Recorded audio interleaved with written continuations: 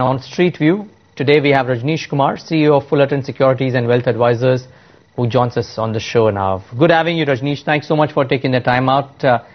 What's the sense? It's rate sensitives which are holding out, but IT continues to show a dismal performance for the third or the fourth day in a row, with Infi leading the pack, but some of the others are soft too. What's the view here? IT are not very bullish on because of two reasons. One, we think the advantage that IT companies could have got from further depreciation of rupee is probably largely played out at these levels now, and probably we'll see rupee strengthening to some extent now. So that's not very positive for IT companies. Secondly, if you look at what's happening in Europe and US, the key markets, the future, in the near term doesn't look very bright for IT companies. So we are not very positive on IT companies. We think the sector will continue to be under stress now.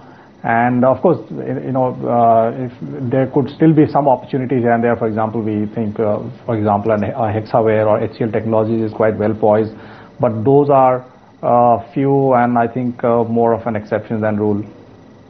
Rajnish, I don't know if you've taken a chance, or rather gotten a chance to take a look at the global CV numbers from Tata Motors. The JLR sales again have been disappointing and have come in below the street estimates of 29,000 units or so. Do you think the pain of JLR and the cause of concern in terms of a slowdown in the export market is going to continue to haunt Tata Motors for a while? Yes, absolutely. I have no doubts about it. Tata Motors has got two things not working for it. One, of course, JLR performance is not looking very exciting. Plus, if you look at even the domestic commercial vehicle business, which is the main cash generator for them, has not been doing very well and will continue to be under stress because of lack of investments in and activity in the industrial and infrastructure sector.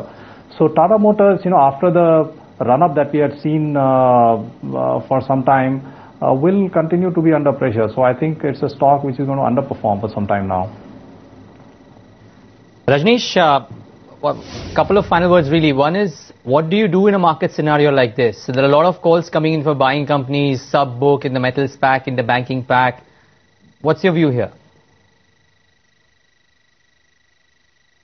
Yeah, it's not an easy question to answer at this point in time, because globally, as you can see, the markets are not looking very, the overall economic scenario is not looking very positive. There are signs of slowdown everywhere, though one could see some upward movement happening whenever some bit of easing happens, and that's quite likely. But that may not be a very sustainable movement. So if you're a long-term investor, especially in India, the challenge is that a lot of it rides on the reforms being done by the government, and which doesn't there's no predictability to that, and there's no line of sight to that. So I would think that what seems more likely is probably some kind of monetary easing, and things which sort of rides on that is what I would bet on.